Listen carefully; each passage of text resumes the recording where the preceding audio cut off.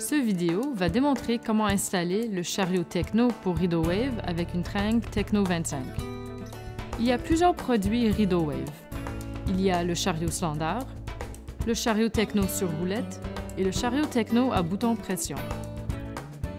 Une fois que vous avez bien identifié le système que vous avez acheté, cliquez sur l'icône de la démonstration appropriée pour découvrir comme il est facile d'installer votre Rideau Wave. La première étape pour installer le Rideau Wave Tecno, quel que soit le modèle, est l'installation des supports. Alors commençons. Nous devons d'abord installer la plaque arrière.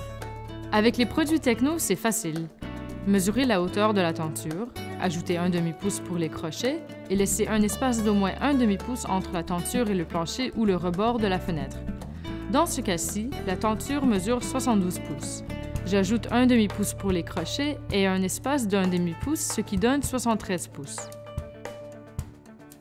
Le placement latéral dépend de plusieurs facteurs, comme le cadre de fenêtre.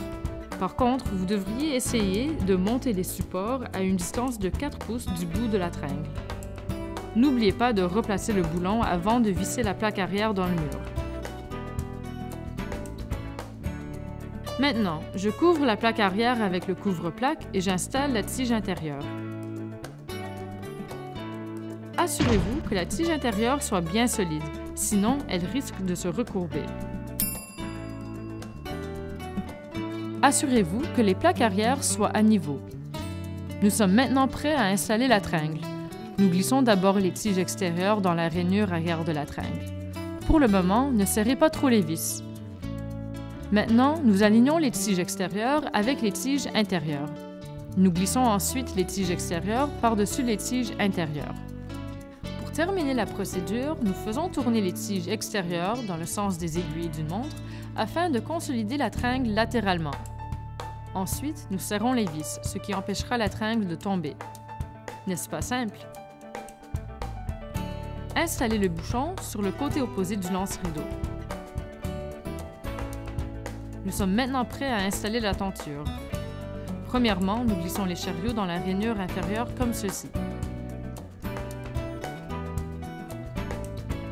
Avant de suspendre la tenture, choisissez le côté où vous voulez placer le lance-rideau. À droite ou à gauche, vous devez laisser le premier chariot libre. Dans la plupart des cas, les crochets seront déjà installés sur la tenture. Si tel n'est pas le cas, il existe une vidéo qui explique comment poser les crochets. Mais la procédure est très simple. Voyez comme c'est facile, beaucoup plus facile qu'avec les anciens crochets de métal. Insérez chaque crochet dans l'œillet d'un chariot. Nous vous suggérons de placer la tenture par-dessus votre épaule pendant que vous l'installez. Nous devons maintenant créer l'effet de vague. Nous commençons du côté du lance-rideau en nous assurant que le bord du rideau touche le mur et c'est parti. Nous pouvons placer le lance-rideau à 3 endroits différents.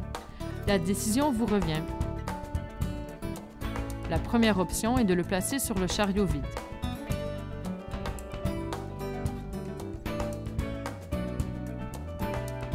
Certains préfèrent ne pas voir le lance-rideau.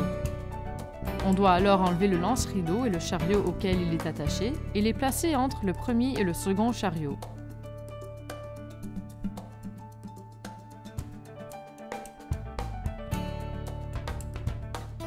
Certains veulent que le lance-rideau soit bien visible, pour éviter de toucher le tissu lors de l'ouverture et la fermeture de la tenture.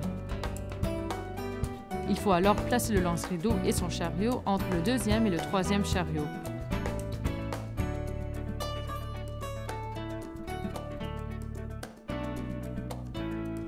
Surtout, ne coupez pas la corde d'espacement avant d'avoir choisi l'emplacement du lance-rideau, car cette corde est indispensable si vous choisissez le style du chariot libre. Si vous choisissez les options lance-rideau visible ou lance-rideau invisible, coupez la corde comme ceci. C'est presque terminé. Il ne reste qu'à installer les embouts et le bouchon optionnel pour que le dernier chariot reste en place.